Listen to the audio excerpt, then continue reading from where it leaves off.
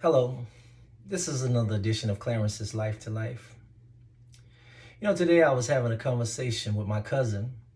He was talking about a lot of the different things that are going on in this country and, the plight of the black man in this nation and the suffering and all the things that, we go through. And I listened, and I was just thinking about, what he was saying, and a thought came to me. And so I want to read a couple of scriptures to you. It's coming out of 2 Corinthians, the 12th chapter. This is Paul writing, speaking about his experiences and a lot of the things that he was going through. And he says, unless I should be exalted above measure, through the abundance of revelations, there was given to me a thorn in the flesh, the messenger of Satan to buffet me, lest I should be exalted above measure. For these things I besought the Lord thrice, that it might depart from me. And he said unto me, my grace is sufficient for thee, for my strength is made perfect in weakness. Most gladly, therefore, will I rather glory in my infirmities, that the power of Christ may rest upon me. Therefore I take pleasure in infirmities, in reproaches, in necessities, in persecutions, in distresses for Christ's sake. For when I am weak, then am I strong. I thank God for this. Because what it lets me know is that it doesn't make a difference what's going on. It doesn't make a difference how bad the situation gets, how bad it looks.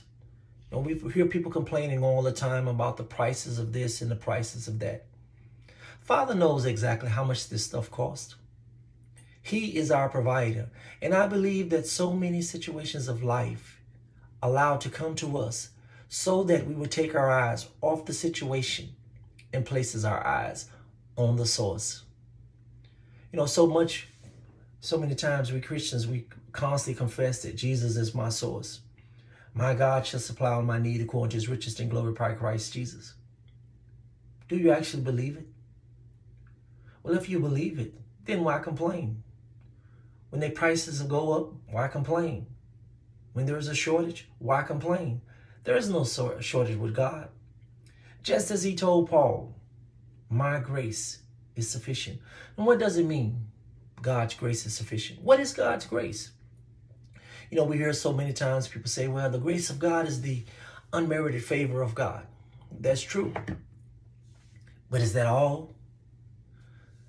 The grace of God is all that God is. It's his power, it's his wisdom, his love, his protection. Everything that he has is extended to us through his grace, meaning we don't have to earn it.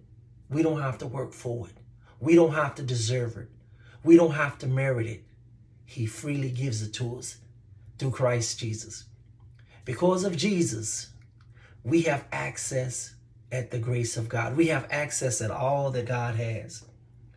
So the next time you have the opportunity to complain or to get angry, just rejoice. As the writer said, count it all joy when you fall into divers temptations, knowing this, that the trying of your faith worketh patience. I remember one time the Lord revealed to me, he said that if you were to live 1 year in the sufficiency of God, that would be greater than 1,000 years in the best that man could possibly offer you.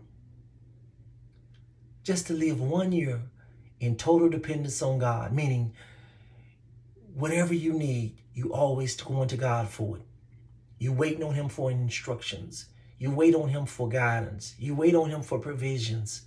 You come to know him truly as the source. When the situations come in your life, you don't start to complain. You don't start to cry. You go straight to Jesus. Lord, you are my provider. Lord, you are my protector. Lord, you are my shield. You are my buckler. You are my wisdom. You are my righteousness. You are my everything. You are my good shepherd. And not just saying it, but living it. This has been another edition of Clarence's Life to Life.